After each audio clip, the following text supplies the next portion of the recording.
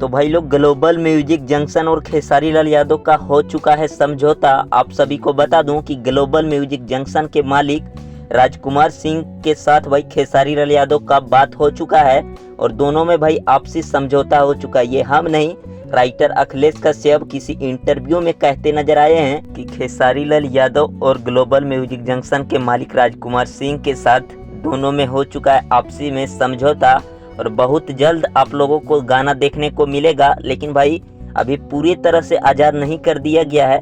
ये राजकुमार सिंह और खेसारी लाल यादव के ही बीच क्या बातचीत हुआ है वो अखिलेश कश्यप जाने, लेकिन इंटरव्यू में अखिलेश कश्यप ये कहते नजर आए हैं कि हो सकता है 3-4 चैनलों से गाना आएगा खेसारी लाल यादव का बहुत जल्द। तो अगर ऐसा हुआ होगा भाई तो बहुत ही खुशी का बात है। कम से कम भाई 4-5 चैनलों से तो गाना आएगा। तो यही राइटर अखिलेश कश्यप का कहना था, किसी इंटरव्यू में बोले थे, तो वही हमने आप लोगों को इन्फॉर्मेशन दिया।